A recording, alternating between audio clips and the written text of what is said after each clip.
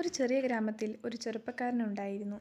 അവൻ്റെ പേര് രജനീഷ്. അവൻ ഒരു ദിവസം ഒരു പുതിയ നായയെ കണ്ടെത്തി. നായയുടെ പേര് മാക്സ്. രജനീഷും മാക്സും സുഹൃത്തുക്കളായി. അവർ ഒരുമിച്ച് കളിച്ചു നടന്നു, കഥകൾ പറഞ്ഞു. ഒരു ദിവസം രജനീഷ് മാക്സിനോട് പറഞ്ഞു, "നമുക്കൊരു സാഹസിക യാത്ര പോകാം." മാക്സ് കുരച്ചു. രജനീഷ് പറഞ്ഞു, "വാ, നമുക്ക് പോകാം." രജനീഷും മാക്സും അവരുടെ സാഹസിക യാത്ര ആരംഭിച്ചു. അവർ വയലുകളിലൂടെ നടന്നു, കാട്ടിൽ കയറി, നദിയുടെ തീരത്തിരുന്നു.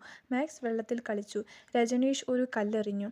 പെട്ടെന്ന് അവർ ഒരു പഴയ മറഞ്ഞിരിക്കുന്ന ഗുഹ കണ്ടെത്തി. രജനീഷ് പറഞ്ഞു, "മാക്സ്, നമുക്ക് അകത്തേക്ക് പോകാം." മാക്സ് കുരച്ചു. അവർ ഗുഹയിലേക്ക് കയറി. അകത്ത് അവർ ഒരു നിധി കണ്ടെത്തി. രജനീഷും മാക്സും നിധി കണ്ടെത്തിയപ്പോൾ അവർ വളരെ സന്തോഷിച്ചു. നിധിയിൽ ഒരു പഴയ മാപ്പും ഒരു ചെറിയ താക്കോലും ഉണ്ടായിരുന്നു. മാപ്പ് ഒരു രൂപത്തിൽ വരച്ചിരുന്നു. അത് ഒരു പുതിയ സ്ഥലത്തേക്ക് നയിക്കുന്നു. രജനീഷ് പറഞ്ഞു, "മാക്സ്, ഇത് ഒരു പുതിയ സാഹസിക യാത്ര ആരംഭിക്കുന്നു." മാക്സ് കുരച്ചു. അവർ മാപ്പ് പിന്തുടർന്ന് യാത്ര തുടർന്നു. അവർ വയലുകളും കാടുകളും കടന്ന് ഒരു പഴയ പാലത്തിലേക്ക് എത്തി. പാലത്തിന് മുകളിൽ ഒരു കവാടമുണ്ടായിരുന്നു. താക്കോൽ കവാടത്തിന് താഴെയുള്ള ലോക്കിൽ കൃത്യമായി യോജിച്ചു. കവാടം തുറന്നപ്പോൾ ഒരു മനോഹരമായ ഉദ്യാനം അവർക്ക് മുന്നിൽ പ്രത്യക്ഷപ്പെട്ടു. ഉദ്യാനത്തിൽ നിറയെ പൂക്കളും പക്ഷികളും ഉണ്ടായിരുന്നു. രജനീഷും മാക്സും ഉദ്യാനത്തിൽ പ്രവേശിച്ചു.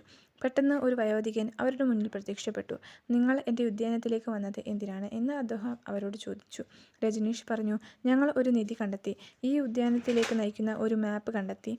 വയോധികൻ പറഞ്ഞു, "ഈ ഉദ്യാനം എൻ്റെ പൂർവികരുടെ സ്വപ്നമായിരുന്നു.